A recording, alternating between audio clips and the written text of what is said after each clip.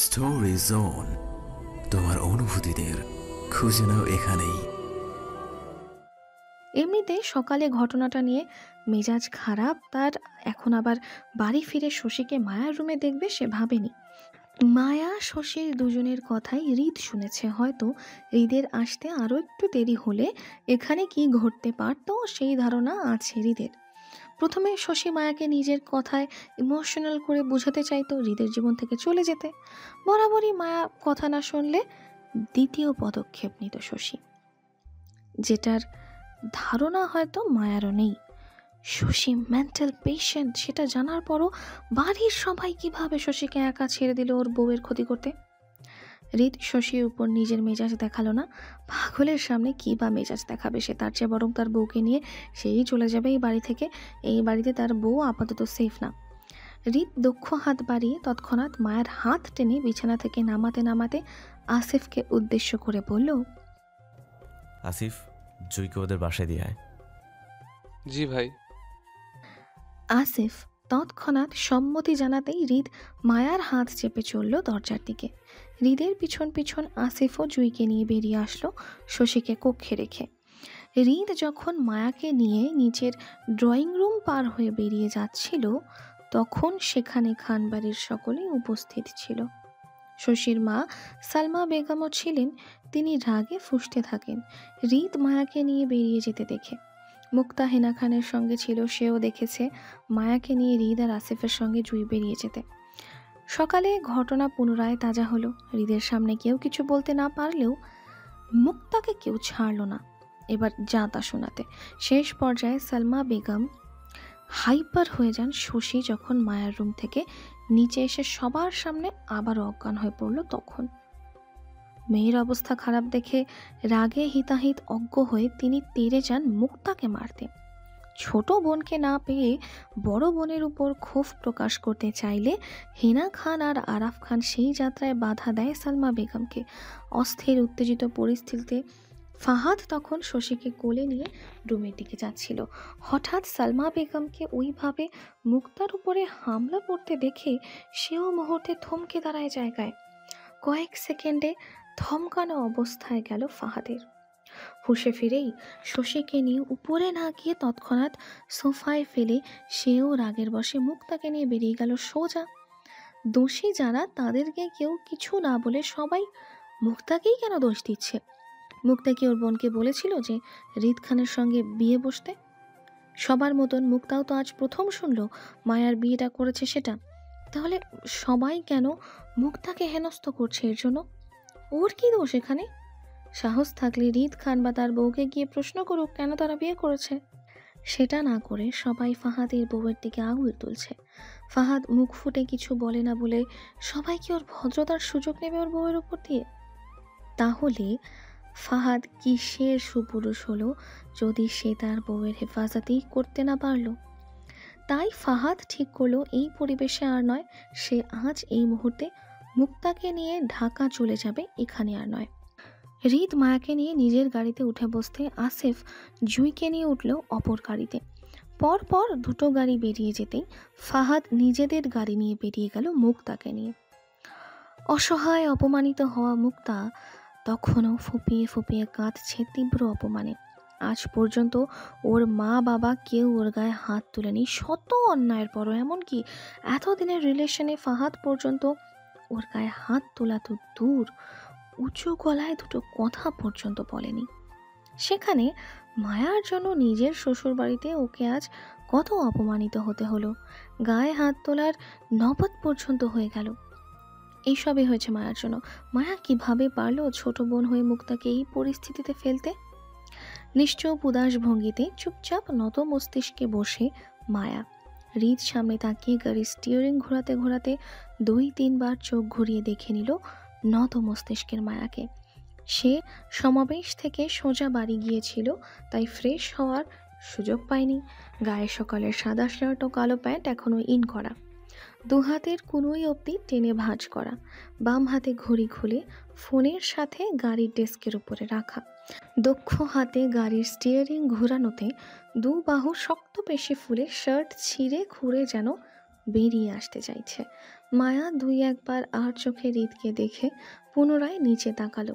হৃদকে কথা বলতে না দেখে কোলের উপর দু হাতের দিকে তাকিয়ে অনেক সময় পর মিনমিন গলায় মায়া বলল, শশী আপু মনে হয়। হৃদ মায়ার কথাটা শেষ করতে না দিয়ে শক্ত গলায় বলল, কার কি মনে হলো সেটা আপনার দেখার দরকার নেই ম্যাডাম। আপনার জামাই কি চায় সেটা দেখেন শুধু। আপনার জীবনের লক্ষ্য শুধুমাত্র আপনার জামাই হবে, অন্য কিছু না। যতদিন আমি বেঁচে আছি আমার থেকে আপনাকে আলাদা করার সাহস কারো বাপেরও নাই। যে আপনার দিকে আঙুল তুলবে আমি তাকে সোজা উপরে টিকিট ধরাই দিব। রিত, আমার তুমি ছাড়া চলবে না। ট্রাস্ট মি, আমার তুমি ছাড়া একদমই চলবে না। I need you and I mean it. হৃদের কথায় মায়া চুপ করে গেল। মায়া জানে এরপর কি হবে। আজকে যা হয়েছে নিশ্চয়ই এতক্ষণে মায়ার পরিবারের সেই খবর পৌঁছে গেছে। আচ্ছা, মায়ার পরিবার কিভাবে রিয়্যাক্ট করবে এইসব ব্যাপারে? যত কিছু হোক, মায়া ওর স্বামীকে কোনো কিছুর জন্য ছাড়বে না। বিয়ে তো ওরা অনেক আগেই করে ফেলেছে। ভুল যেহেতু হয়েছে, তাই দরকার হলে মায়া সবার পায়ে পড়ে থাকবে, ক্ষমা চাইবে, তারপরও স্বামীর সঙ্গ ছাড়বে না ও। মায়া ভয়ে ভয়ে হৃদ থেকে জানতে চেয়ে বলল, আমাদের বাড়িতে মনে হয় এতক্ষণে বিয়ের খবরটা পৌঁছে গেছে, তাই না? আপনি কিছু জানেন এই ব্যাপারে? হৃদ স্টিয়ারিং ঘোরাতে ঘোরাতে বলল, খবর না পৌঁছালেও পৌঁছে যাবে দুধ। আমি পৌঁছাবো সেই খবর। আজ থেকে তুমি আমার সাথে থাকবে। তোমার কলেজের ট্রান্সফার ঢাকায় করাবো। বি রেডি, প্রস্তুত হও সব কিছুর জন্য। হৃদের ইঙ্গিতমূলক কথায় মায়া আঁতকে উঠল। মায়া মোটেও প্রস্তুত নয় দুজন একত্রে থাকার জন্য। সেই জন্য মায়া আতঙ্কিত ভঙ্গিতে আপত্তি জানাতে চেয়ে বলল, কি বলছেন এসব? আমি পারবো না। তোমার মতামত চাইনি, আমার ডিসিশন জানিয়েছি। প্লিজ। Shut up.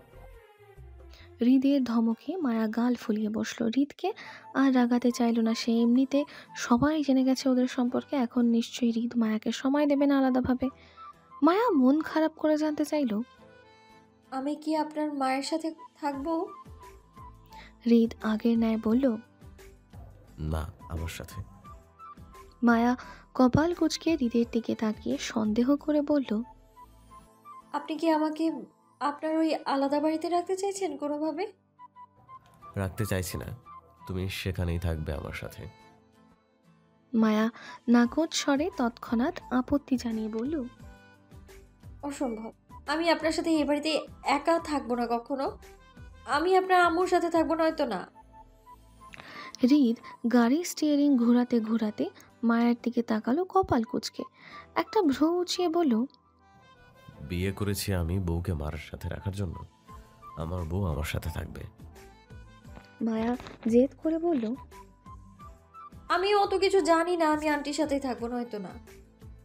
হৃদ মায়ার কথায় সামনের দিকে ঘুরে গেল। ড্রাইভিংয়ে মনোযোগ দিতে দিতে বলল, কথা কিছু বুঝে শুনে বললেন ম্যাডাম, আমার মধ্যে কিন্তু লজ্জার সিস্টেমটাই ডাউনলোড নাই। চাইলে চেক করতে পারেন। আপনি যার সাথে ঘুমান তার ঘর থেকে ধরে আনবো আমি। সেটা নিশ্চয়ই আপনার জন্য ভালো হবে না, রাইট? হৃদের কথায় মায়া নাক মুখ ছিটকে বলল, এই আপনি এত নির্লজ্জ কেন? ছি। সমাজে আবার এমনিতেই বদনাম। বউয়ের জন্য না হয় আরেকটু বদনাম করলাম, সমস্যা কই? মায়া বুঝতে পারছে হৃদের সঙ্গে তর্কে সে পারবে না, তাই সে আপোষেই হার মেনে নিয়ে বলল, আমরা এখন কই যাব? আমার ফ্ল্যাটে। মুরাদপুরে?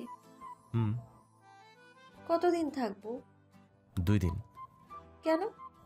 কাজ আছে। কি কাজ? হৃদ মায়ার কথার উত্তর না দিয়ে গাড়ি স্টিয়ারিং ঘোরাতে লাগলো। হৃদকে উত্তর না দিতে দেখে মায়া বুঝতে পারলো মায়ার কথার উত্তর হৃদ দেবে না। মায়া চুপচাপ বসে থাকতে না পেরে হৃদের ফোন চাইতেই হৃদ হাত বাড়িয়ে ডেস্কের উপর থেকে নিজের ফোনটা মায়াকে দিল লক খুলে। মায়া হৃদের ফোন হাতে নিতেই প্রথমে গ্যালারিতে ঢুকলো কি আছে তা দেখতে। সচরাচর হৃদের ফোনে তেমন কিছুই থাকে না, তাই মায়াও তেমন কিছুই পেল না। শুধু হোয়াটসঅ্যাপ ফোল্ডারে মায়ার বেশ কিছু ছবি দেখলো, যেগুলো মায়া নিজেই সময়ে সময়ে হৃদকে পাঠিয়েছিল সেগুলো। হ্যালো ডিয়ার লিসেনার্স, আপনারা শুনছেন স্টোরিজ অন প্রেজেন্টস ধারাবাহিক পর্ব গল্প। আমাদের সামগ্রিক প্রচেষ্টাকে উৎসাহিত করতে লাইক এন্ড কমেন্ট করতে ভুলবেন না। Thank you. হৃদের নিজের ছবিও নেই ফোনে, সচরাচর সে কোনো ছবি টবি তোলে না, যার জন্য ফোনে তেমন ছবিও দেখা যায় না। তবে মায়া ভারী আশ্চর্য হলো কিছু একটা দেখে। হৃদের ফোনের ক্যামেরা ফোল্ডারে মায়ার বেশ কিছু নতুন ছবি দেখলো, যেগুলো মায়া কখনোই পাঠায়নি হৃদকে, এমনকি মায়া জানেও না মায়া এসব ছবি হৃদের ফোনে আছে সেটা। ছবিগুলো দেখেই বোঝা যাচ্ছে এগুলো মায়ার অজান্তে তোলা হয়েছে বিভিন্ন সময়ে। মায়া গুনে গুনে 9টা ছবি পেল ওর নতুন, তার মধ্যে প্রায় সবগুলো ছবি কলেজ ড্রেস পরা। একটা ছবি মায়াকে ভীষণভাবে চমকিত করলো। সেই সঙ্গে ছবিটা দেখে মনে পড়ে গেল মায়ার সেই প্রথম দিনের দেখা পাঞ্জাবিওয়ালা হৃদ খানকে। নীল শাড়িতে মায়া কলেজের করিডোরে দাঁড়িয়ে হাতের চুড়িগুলোর দিকে তাকিয়ে আছে। দেখে মনে হচ্ছে মায়ার ছবি তোলার জন্য এমনভাবে দাঁড়িয়ে আছে। দেখতে অসম্ভব সুন্দর হয়েছে ছবিটা। মায়া নিজেকে এই ছবিতে ভীষণ সুন্দর লাগছে, কিন্তু এই ছবিটা তুললো কখন? মায়া হৃদের সাথে প্রথম দিনের সাক্ষাৎকার ছিল কলেজের সেই নবীন বরণ অনুষ্ঠানে। তখন তো কেউ কাউকে চিনতো না, তাহলে হৃদের ফোনে মায়ার তখনকার ছবি আসলো কিভাবে? ছবিটা তো মায়ার নিজের কাছেও নেই। মায়া হৃদের দিকে ফোনটা দেখাতে দেখাতে ভারী আশ্চর্যের ন্যায় বলল, এই ছবিটা আপনার ফোনে কি করে আসলো? এটা তো আমাদের প্রথম দিনের সাক্ষাৎকারের ছবি ছিল, তাই না? আপনি তখনকার ছবি কই পেলেন? হৃদ জানতো মায়া হৃদের ফোনে এই ছবি দেখে এমন কিছু একটা প্রশ্ন করবে, সেজন্য হৃদের মধ্যে তেমন ভাবাবেগ দেখা গেল না মায়ার প্রশ্নে, বরং স্বাভাবিকের ন্যায় স্টিয়ারিং ঘোরাতে ঘোরাতে বলল। তুলেছিলাম সেজন্য পেয়েছি। মায়া অস্থির ভঙ্গিতে বলল, তুলেছিলাম মানে? আপনি তুলেছেন এটা? হ্যাঁ। আপনি তখন চিনতেন আমায়? না, তাহলে সন্দেহ হয়েছিল। কি সন্দেহ করেছিলেন? আমি আপনার বউ হতে পারি এটা? হুম। হৃদের কথায় মায়ার মাঝে তীব্র থেকে তীব্রতর কৌতূহল দেখা গেল সব কিছু জানতে। সে বারবার প্রশ্ন করে বলল, আপনার আমার চেহারা মনে ছিল? আপনি তো বিয়ের রাতে ঠিকঠাক আমাকে দেখেনওনি মনে হয়। মনে ছিল না বলেই সেজন্য বারবার তোমার পরিচয় জিজ্ঞেস করছিলাম, কিন্তু তুমি তো ঘুরে ফিরে আমাকে মিথ্যা বলে যাচ্ছিলে। তোমার সম্পর্কে সত্যিটা জানার ছিল না আমার, এজন্য অনেক দিন লেগেছে তোমাকে খুঁজে বের করতে। হৃদের কথায় মায়ার মাঝেও আরো অস্থির উত্তেজিত দেখা গেল। আপনিও আমাকে খুঁজেছেন? আল্লাহ, আমি তো জানতামই না। কবে থেকে খুঁজেছেন আপনি? হৃদ মায়ের এই প্রশ্নের উত্তরটা দিতে না চেয়ে তেরামি করে বলল। জানি না। মায়া অস্থির ভঙ্গিতে পুনরায় বলল, প্লিজ প্লিজ বলুন না, এমন কেন করছেন? কবে থেকে খুঁজেছেন আমাকে বলেন না। আমাদের বিয়ের পর দিন থেকেই? না, তাহলে কবে থেকে? তোমাকে দেখার পর মনে হয়েছে তোমার খোঁজ করা উচিত। মায়া পরপর প্রশ্ন করে বলল, তাহলে আমাকে কবে খুঁজে পেলেন? কবে জানতে পারলেন আমি আপনার বউ? যেদিন সকালে থাপ্পড় খেয়েছিলে সেদিন। হৃদের কথায় মায়া উৎসাহিত মুখটা ফুস করে নিভে গেল। মনে পড়ে গেল হৃদের হাতের 3-3টে থাপ্পড় খাওয়ার কথাটা। কেউ যে হারিয়ে যাওয়া বউকে খুঁজে মারতে পারে তা জানা ছিল না। কই, মায়া তো হৃদকে মারেনি, বরং স্বামীকে খুঁজে পেয়েছিল বলে জড়িয়ে ধরেছিল। আর মায়ার তেরা স্বামী কি করলো? ওকে মারলো? কই, সে মায়াকে আদর করবে বউকে চিনতে পেরেছে বলে, তা না করে উল্টো মায়াকে মারলো। মায়া মন খারাপ করে হৃদকে পুনরায় প্রশ্ন করে বলল, আপনি সেদিন আমাকে ওইভাবে মারলেন কেন? হৃদের উত্তর আসলো তৎক্ষণাৎ। কারণ ছিল তাই। কি এমন কারণ ছিল যে হারিয়ে যাওয়া বউ খুঁজে পাওয়ার পরেও মারতে হবে আপনার? একটু আদরও তো করতে পারতেন, তাই না? তুমি আদরের মানুষ না, তাই মেরেছি। আদর করতে না পারেন, অন্তত আপনি সত্যিটা জানার পর আমাকে তো জানাতে পারতেন, তাই না? মায়ার কথায় হৃদ ফের কপাল কুঁচকে মায়ের দিকে তাকাতে তাকাতে বলল, তুমি ওকে জানাই পালাইছিলে সেদিন যে আমি জানবো? আমি জানাইনি বলে আপনি জানাবেন না? আপনি তো দেখেছিলেন আমি কতটা পাগল পাগল হয়ে আপনার খোঁজ করছিলাম, তাই না? তো তুমিও তো দেখেছিলে সেদিন রাতে আমি অসুস্থ ছিলাম, তারপরও তো অজ্ঞান অবস্থায় আমাকে ফেলে এসেছিলে, তাই না? হৃদের কথায় মায়ের অপরাধ বোধ হলো। মায়া ফের মন খারাপ করতে করতে বলল, আমি আপনাকে ফেলে আসতে চাইনি। আমি তখন অনেক ভয় পেয়েছিলাম, সেই জন্যই ভয়ে ভয়ে শেষ রাতে পালিয়ে গিয়েছিলাম, যেন আমাকে কেউ খুঁজে না পায়। হৃদ সামনের দিকে ঘুরে যেতে যেতে বলল, বাস এতটুকুই। আপনি চেয়েছেন যাতে আমি আপনাকে খুঁজে না পাই, সেজন্য আমিও ধরা দিইনি, আপনার খোঁজের অপেক্ষায় ছিলাম। আপনি অনেক পাষাণ, নিষ্ঠুর। আমাকে একটুও ভালোবাসেন না আপনি। আপনাকে ভালোবাসার জন্যই সঙ্গে নিয়ে যাচ্ছি ম্যাডাম। আর কি কি ভালোবাসা চাই আপনার সেটা লিস্ট করুন মনে মনে, সব পুষিয়ে দেব। হৃদের কথায় মায়া থমথমে খেয়ে বসল। হঠাৎ হৃদ এমন কিছু বলবে তা মায়ার ধারণাতে ছিল না। মায়া হৃদের কথায় নাক মুখ ছিটকে বলল, ছি। কি ছি? হৃদের কথায় মায়া খেপে যাওয়ার মতন করে বলল, মিথ্যে বলেন কেন? কিসের লিঙ্ক পাঠিয়েছি আমি আপনাকে? মায়ার কথায় হৃদ হেয়ালি করে বলল, আচ্ছা তাই, মেসেজ অপশনে যান, ওখানে সব কিছু দেখেন। হৃদের মুখে মেসেজ অপশনের নাম শুনতেই মায়ার রাফার পাঠানো মেসেজগুলোর কথা মনে পড়ে গেল। মায়া নিজেও জানে না সেদিন রাফা হৃদকে কি পাঠিয়েছিল। মায়া হৃদের সঙ্গে কথা না বাড়িয়ে তৎক্ষণাৎ ঢুকলো মেসেজ অপশনে রাফার পাঠানো মেসেজগুলো দেখতে। পরপর 3টা মেসেজ রাফা পাঠিয়েছিল সেদিন, বাকিগুলো মায়ার। মায়া রাফার লাস্ট 3টা মেসেজ পড়ে চোখ কপালে উঠল। সবগুলো আস্তাগফিরুল্লাহ কথাবার্তা। ছি, এত নোংরা কথা কেউ কাউকে লিখে পাঠায়? সবগুলো কথায় কেমন নোংরা আর গা শিউরে ওঠার মতন। ছি। মায়া দাঁতে দাঁত চেপে রাফার পাঠানো লাস্ট লিঙ্কটাতে ক্লিক করতেই মায়াকে গুগল 18+ ওয়েবসাইটে নিয়ে যেতে অনাকাঙ্ক্ষিত কিছু ভিডিওস দেখে তৎক্ষণাৎ চিৎকার করে উঠল হাতের ফোনটা ফেলে। ভাগ্যক্রমে ফোনটা গিয়ে পড়ল হৃদের পায়ের উপর। ফোনের স্ক্রিনে যে ভিডিও প্লে হচ্ছিল তা দেখে মায়া এক চিৎকারে লাফ দিয়ে উঠে বসলো সিটের উপর। দু গালে হাত দিয়ে তওবা করতে করতে বলতে লাগলো, ছি ছি ছি, আস্তাগফিরুল্লাহ আস্তাগফিরুল্লাহ। আপনি এত খারাপ, এসব দেখেন আপনি? ছি। ইয়াক। মায়ার কথায় হৃদ ঘাড় বেঁকে কপাল কুঁচকে তাকালো মায়ার দিকে। তাকে লিংক পাঠিয়ে এখন তাকে দোষারোপ করছে সব কিছুর জন্য। বিষয়টা কেমন হয়ে গেল না? হৃদ গাড়ির স্পিড কমিয়ে আনলো, দৃষ্টি নত করে পায়ের দিকে তাকালো। ফোনের স্ক্রিনে চোখ পড়তেই আবারও আস্তাগফিরুল্লাহ নাউজুবিল্লাহ বলে চিল্লাতে লাগলো। হৃদ এক হাতে গাড়ির স্টিয়ারিং ঘোরাতে ঘোরাতে ঝুঁকে নিচে থেকে ফোনটা তুলল। ফোনের স্ক্রিনের দিকে তাকিয়ে স্বেচ্ছায় ফোনের ভলিউম বাড়িয়ে মায়ের দিকে ফোনটা এগিয়ে দিতে দিতে বলল, তুমি চাইলে কন্টিনিউ করতে পারো, পরে কাজে দিবে। মায়া তৎক্ষণাৎ নাক মুখ ছিটকে হৃদের থেকে দূরে সরে বসলো, গাড়ির সাথে সিটিয়ে উত্তেজিত গলায় বলল, ছি সরান, আমি আপনার সাথে যাব না। আপনি অনেক খারাপ। কি সব দেখেন আপনি? ছি। গাড়ি থামান, থামান বলছি, অশুভ লোক।